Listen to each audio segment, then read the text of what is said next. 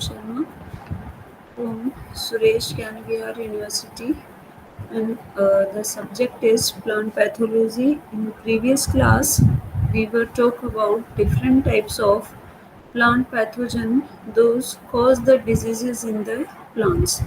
So here we are going to talk about the fastidious vascular bacteria or rickettsia-like bacteria. So, what is fastidious vascular bacteria? Fastidious vascular bacteria are otherwise called rickettsia-like bacteria, rickettsia-like organism (RLO), or fastidious prokaryotes or rickettsia-like walled bacteria. So they are small bacteria with a cellular ultrastructure of typical gram-negative bacteria. They are very exacting in their nutritional requirements, refusing to grow on routine bacteriological media. Unlike molecules amylo and spiroplasma, which do not have cell wall, and we can say that the fastidious vascular bacteria are cell-less organisms. So RLB have cell wall. So amylo is restricted to phloem tissue, whereas the RLB are restricted mostly to xylem or phloem. So basically, there is a common habit for both RLB and MLO is the insect body fluid, and the body fluid is the hemolymph as the place of hemoglobin. So both the groups are dependent on insect vectors for transmission. Non-tissue restricted RLB have also been observed in plant diseases. They reproduce by binary fission. Mostly insect vector transmit them. So basically the penicillin is effective against the RLB. Sulfa drug also inhibit them.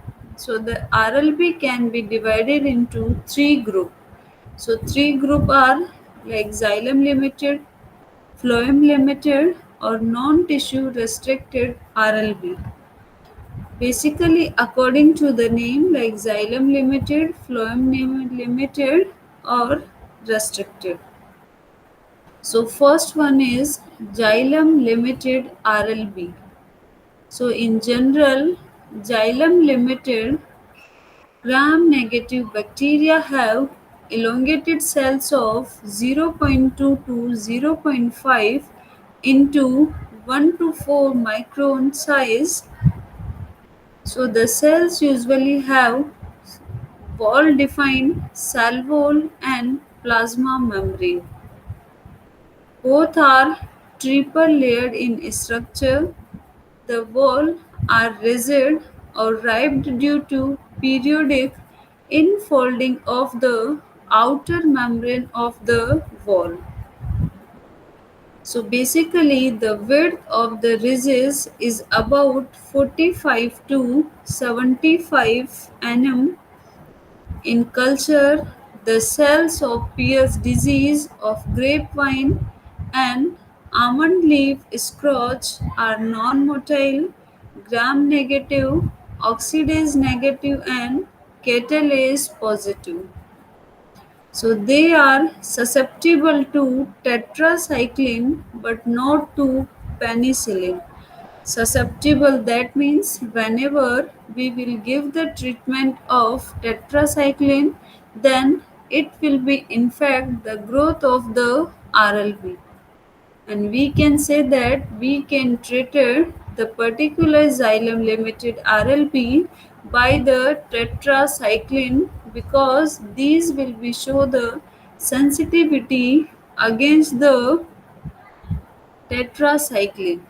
But if we will give the treatment of penicillin, then it will be not treated. How there is the transmission of xylem limited RLB.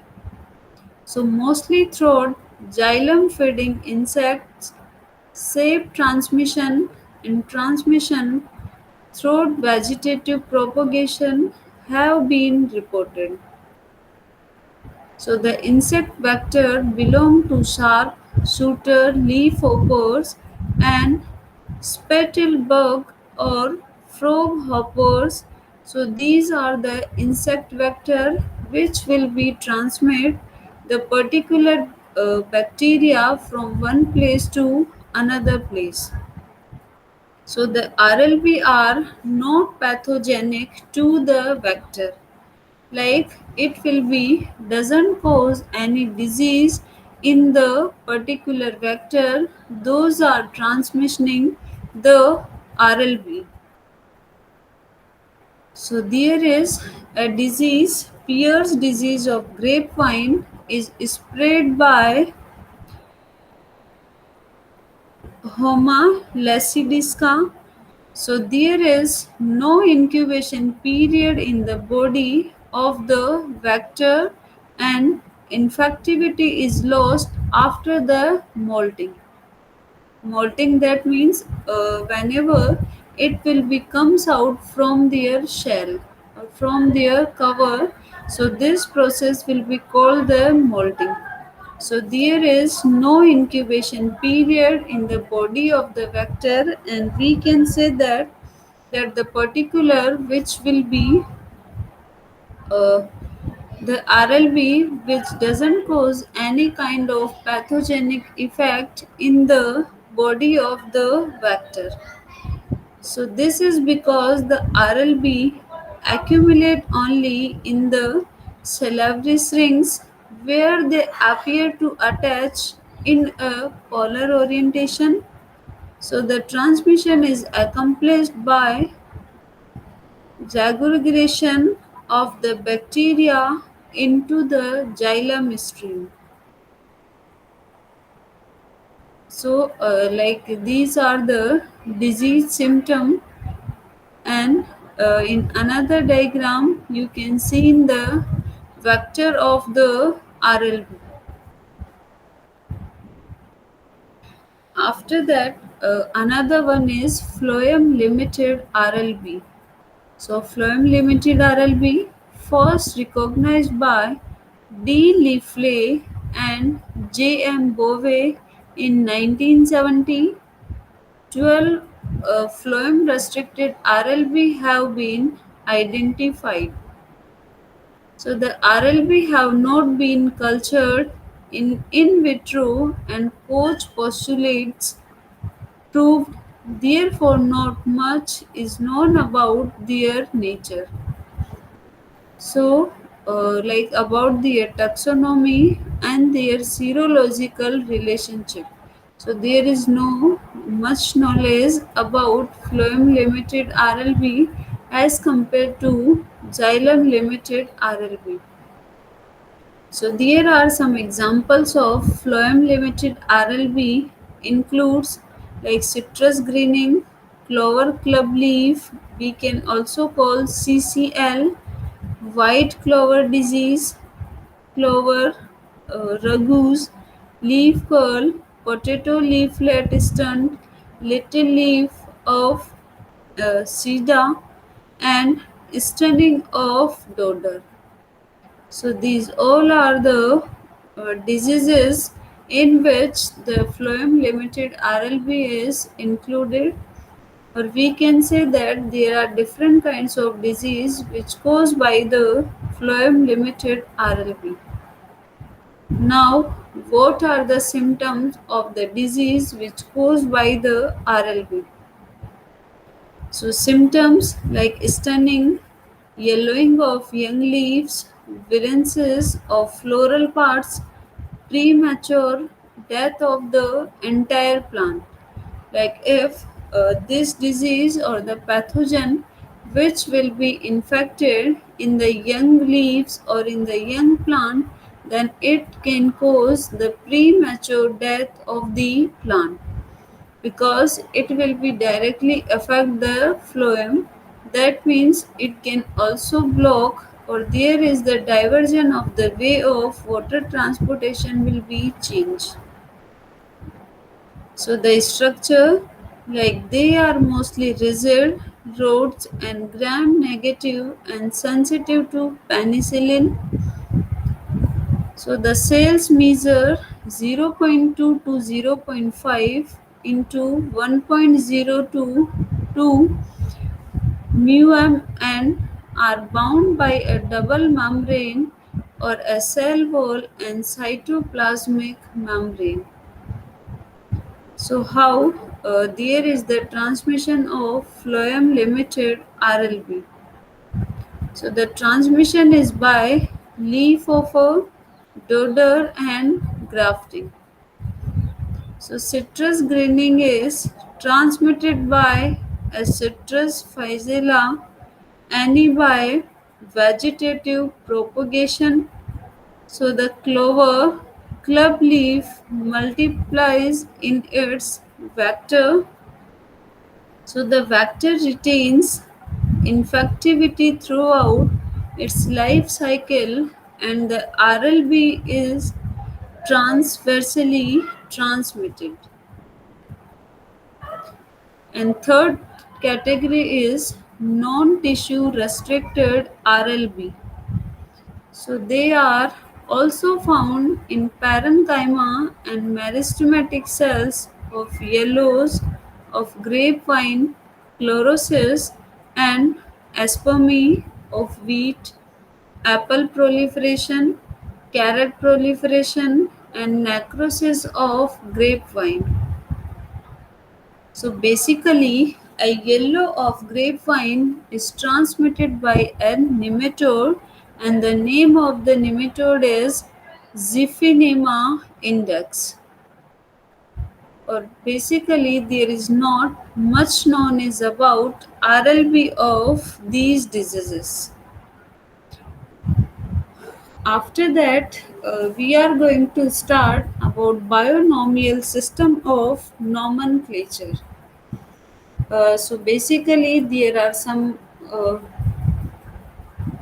definitions how we have to nomenclature of an particular organism or plant.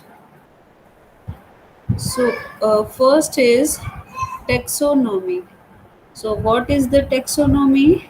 That is a science that studied the organism in order to arrange them into groups, like how we have to arrange the organism into the order or into their group, that is called the taxonomy.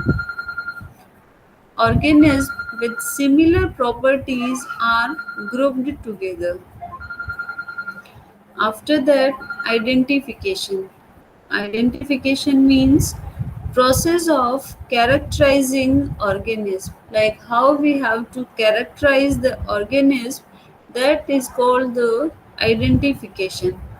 So using a scheme specific for classification, basically a process of arranging organism into similar or related group, then it will be called the classification, done on the basis of phenotype or genotype. Like what are the phenotype of a particular organism and what are the genotype of a organism. Uh, After that, nomenclature. Nomenclature, that means is the naming of organism. After that, phylogenetic tree.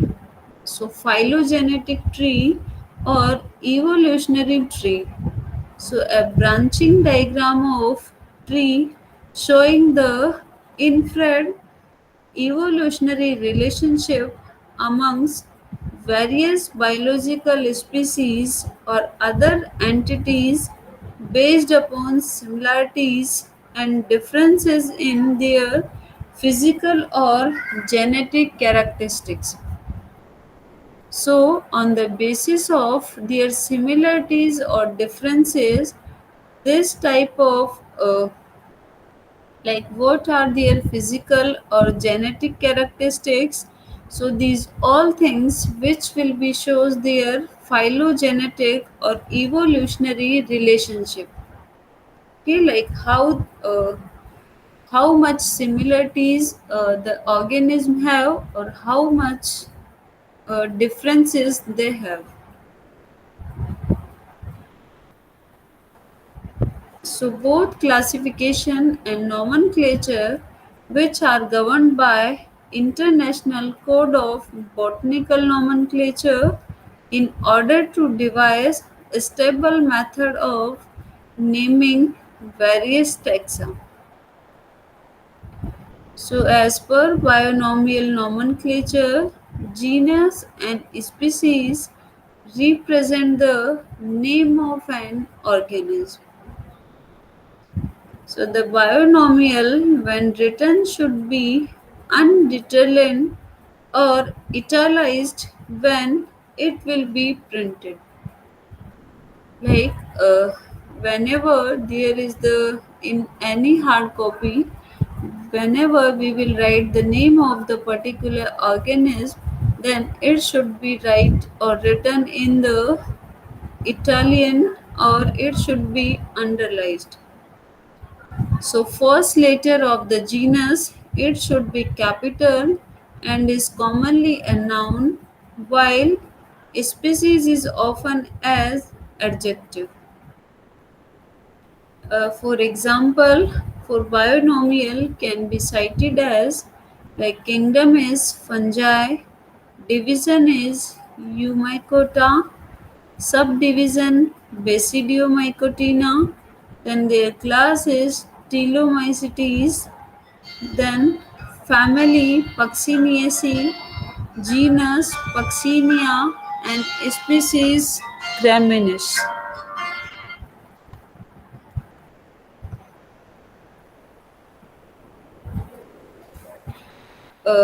Now, there are certain criteria and methods which used for the classification and identification of bacteria.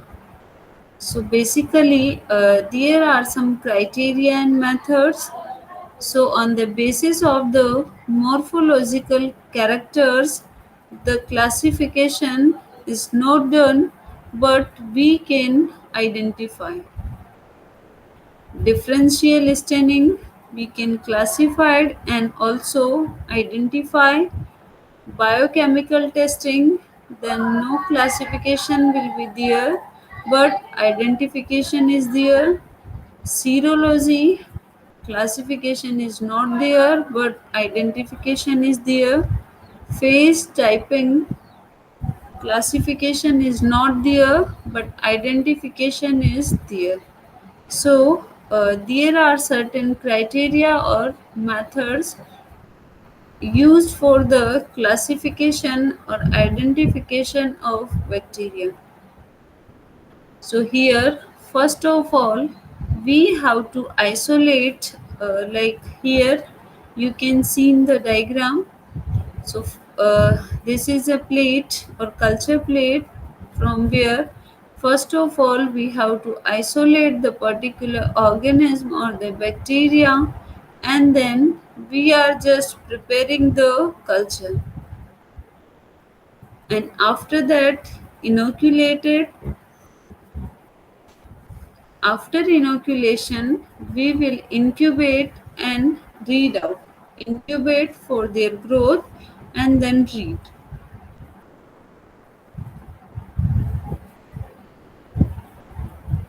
So there is a carbon source plus 23 chemical sensitive assay in which different types of things are showing.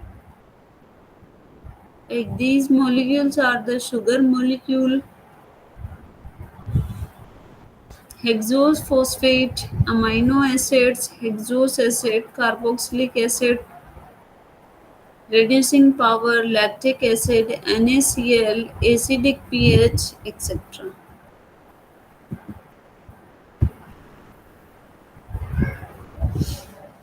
After that, the classification, which is based on microscopy, colony morphology, or biochemical testing. So first of all, let's come to the classification which based on the microscopy, that is gram staining, acid fast staining, cell morphology or cell arrangement. Then colony morphology, according to this, like size, what are the color, what are the border or shape, and growth on different medium. Biochemical tests, in which we can identify by pH indicator or chemical reactions.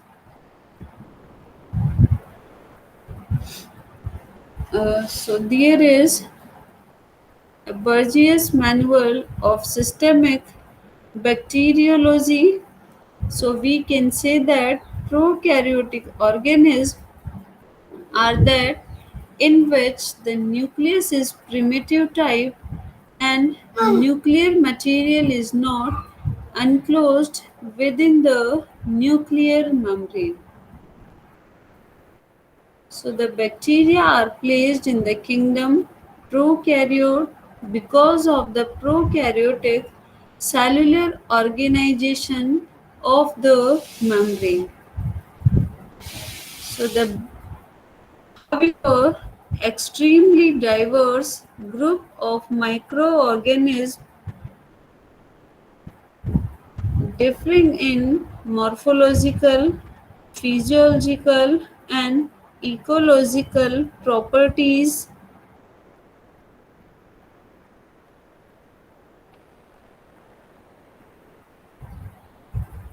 are found within the kingdom. So, in the beginning, description and information of bacterial systematics of classification was being published in the comprehensive volume of Burgess Manual of Determinative Bacteriology in 1923 and first edition. So the eighth edition of Burgess Manual published in 1904 was the last of such comparative manual. From 1984 to onwards, it was renamed as Burgess Manual of Systemic Bacteriology. So it is the most accepted and used document for the classification and identification of bacteria. Now, Burgess Manual, which consists of four separate volumes, and each volume is divided into four different species. It first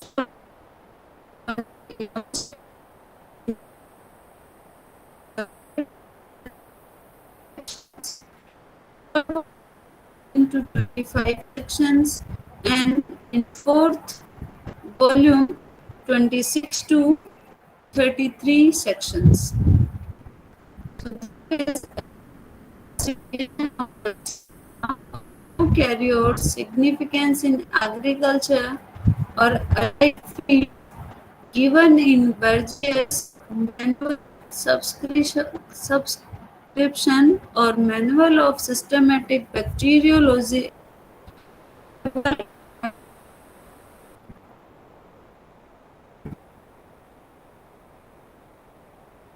After that, classification and diversity. So the two prokaryotic domains, bacteria and archaea, split from each other early in the evolution of life. So the bacteria are very diverse, ranging from disease causing pathogens are beneficial, photosynthesizer or symbiont. Photosynthesizer, those easily can get the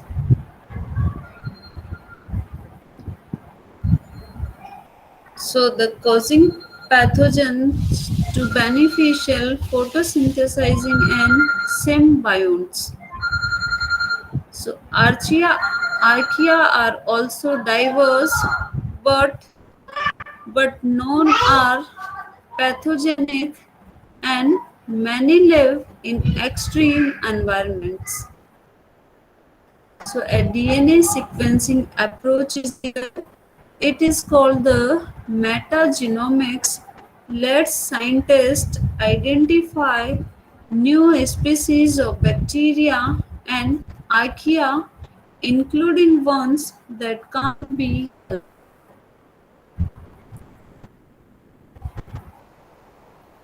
So, for a long time, all prokaryotes were classified into a single domain, the largest taxonomic grouping.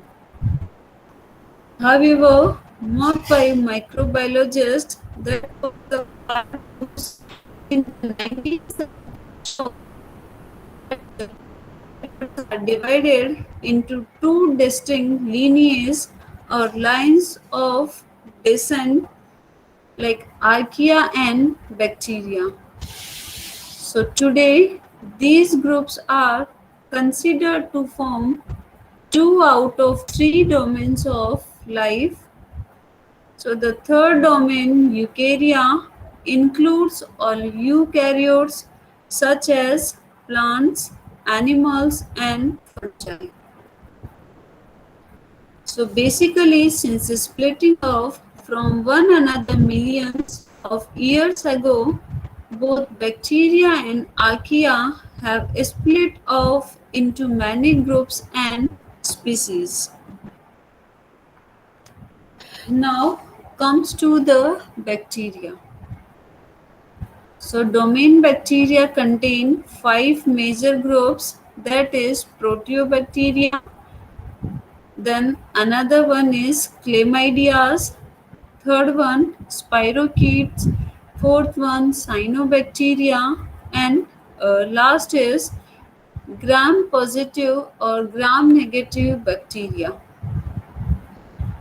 So the probacteria or proteobacteria are subdivided into five groups alpha through epsilon. So species in these groups have a wide range of lifestyles. Some are symbiotic with plants, others live in hot vents deep under the sea, and other yet cause human diseases. So such as stomach ulcer, the pathogen or the bacteria is Heliobacter pylori, and the food poisoning which caused by the Salmonella bacteria. So basically, there are five types of bacteria. Like according to their different size or shape, we can classify them.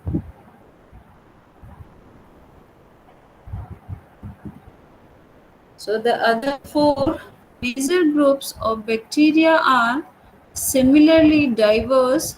Chlamydias are pathogens that live inside host cell. Cyanobacteria are photosynthesizer that make much of earth oxygen. So that is the cyanobacteria. Spirochetes include both harmless bacteria and harmful ones like the Borrelia burgdorferi that cause Lyme disease. So the same is true of gram-positive bacteria, which range from probiotic bacteria in yogurt to the Bacillus anthracis that cause anthrax disease. Like here, uh, there are four phylum like Chlamydia,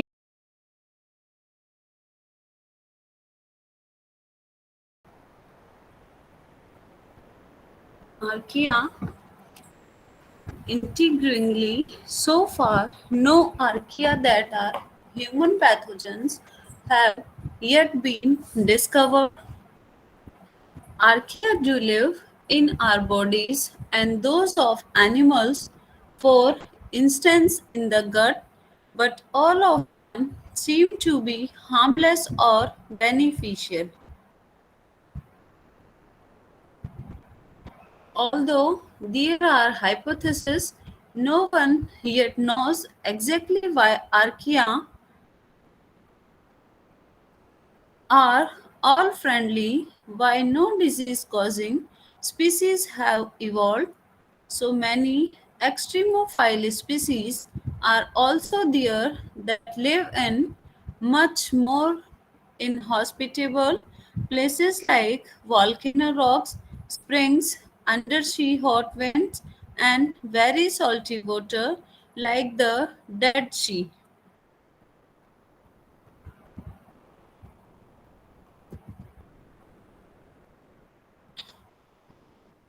After that, the kingdom fungi.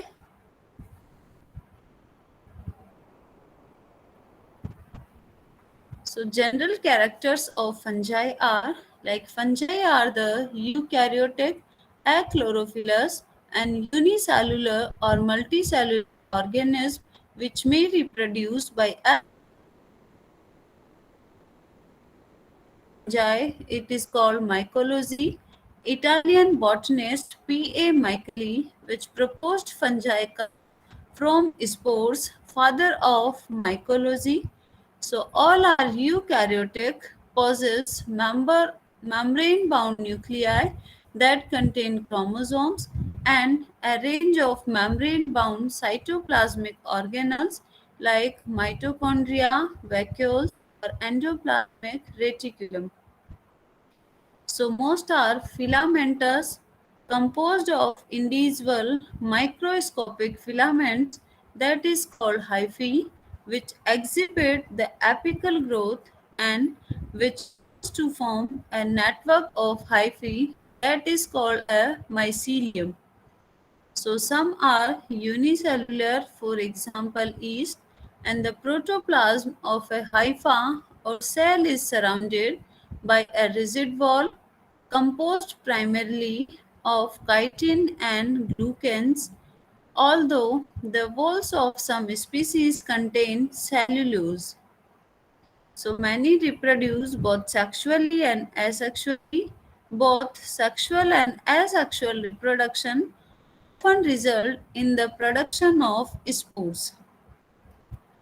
So the nuclei are typical haploid and hypal compartment are often multinucleated, although the Oomycota and some yeast possess diploid nuclei.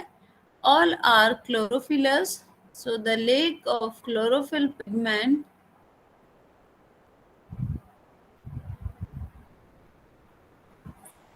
All are achlorophyllous, they lack chlorophyll pigments and are incapable of photosynthesis.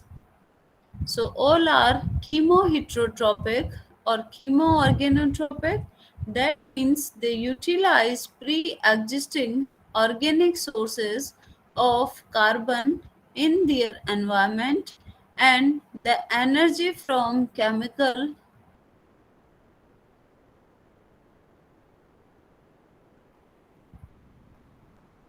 Reactions to synthesize the organic compound.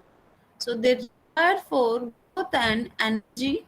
So in other words, a fungus must digest food to live. So possess characteristics range of storage compound For example, tree halos, glycogen, sugar alcohols, and lipids may be free living or may form intimate relationships.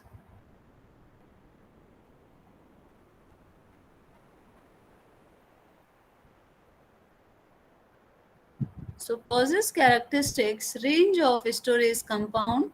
For example, tree halos, glycogen, sugar alcohol, and lipids. Intimate relationship with other organisms may be free living, parasitic, or mutualistic symbiotic.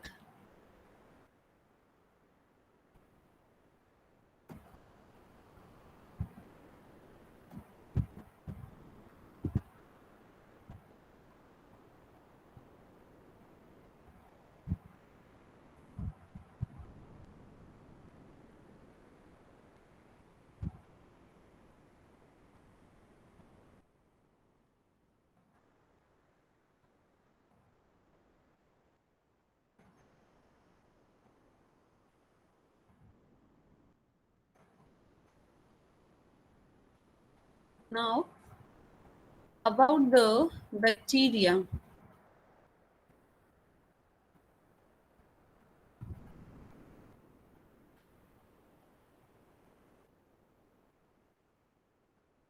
Like the size of bacteria, unit of measurement in bacteriology is the micron or micrometer. 1 micrometer, like 10 to power 6, equals to 1 by 1000 mm equals to 1 upon 10,000, and the centimeter equals to 1 upon 1 lakh meter or 1 nanometer. We can say that 10 to power 9. So, based on the organization of the cellular structure, all living cells can be divided into two groups, eukaryotic and prokaryotic. So,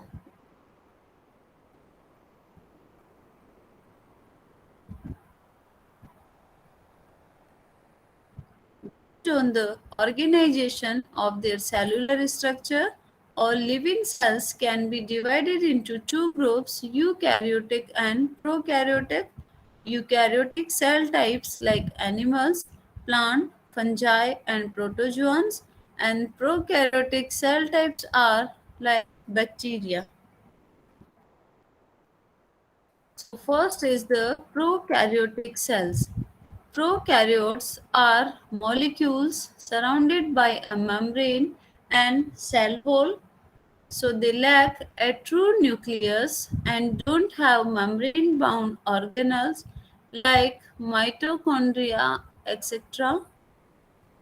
So, large surface to volume ratio, the nutrient can be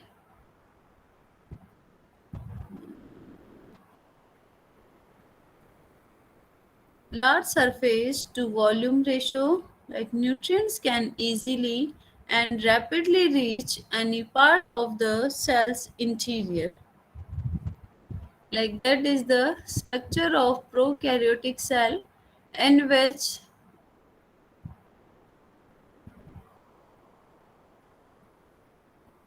in this, like cytoplasm, nucleoid, capsule, cell wall, cell membrane, nuclear material, glycogen, etc.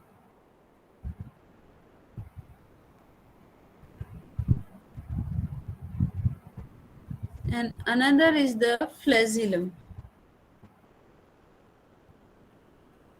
So, anatomy of a bacterial cell, like outer layer, two components, rigid cell wall, cytoplasmic cell plasma membrane present beneath the cell wall, cytoplasm again,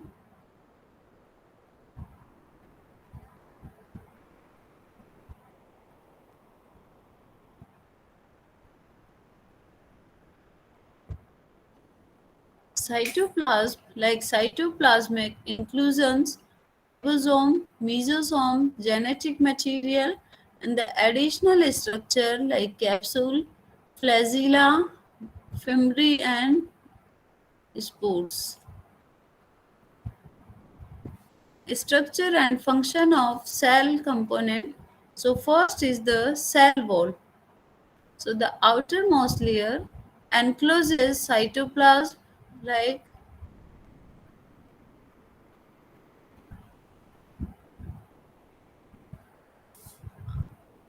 coniferous shape and rigidity.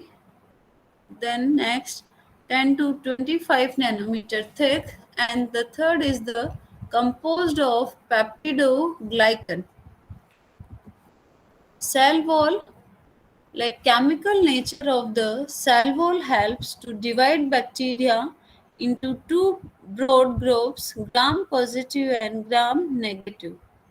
Gram positive and negative carries bacterial antigens.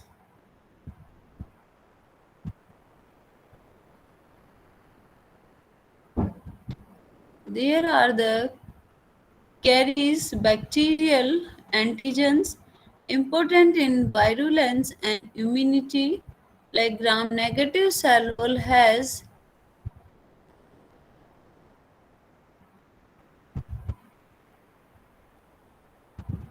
So they have lipopolysaccharide, fever, and necrosis. Severe antibiotics may interfere with cell wall synthesis and pectin. So, several antibiotics may interfere with cell wall synthesis. So, for example, penicillin and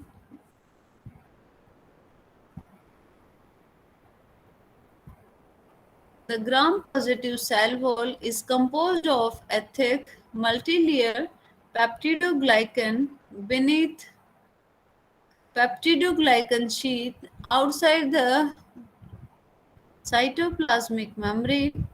So there is the teichoic acids are linked to and embedded in the peptidoglycan, and the lipoteichoic acids extend into the cytoplasmic membrane.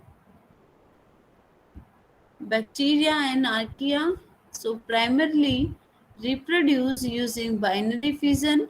So, uh, so bacteria can't reproduce sexually, but they can exchange genetic information by each other using a pairs. Two bacteria make contact with each other, and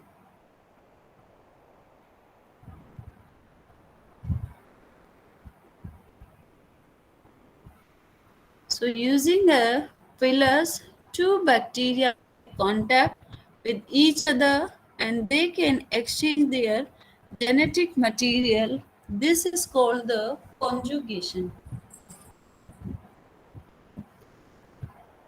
Like here, one is the donor cell and another is the recipient cell.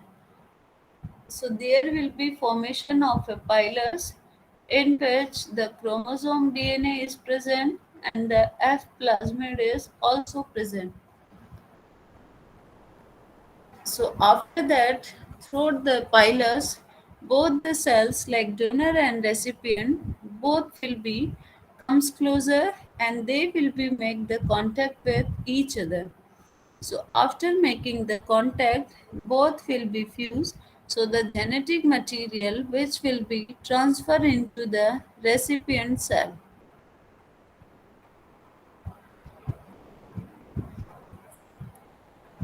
So here a DNA polymerase enzyme which will be worked to break their plasmid, and after that it will be go and bound with the doctor.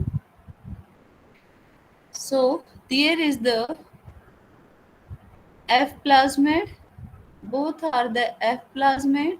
So after transfer, basically the old donor and the new donor will be found and both the cells have their own plasmid. So, like that, there is the process of conjugation. So, in this, like two bacteria which will be make contact with each other and they exchange gamete, they will be exchange their genetic material. So, this is called the conjugation. Thank you.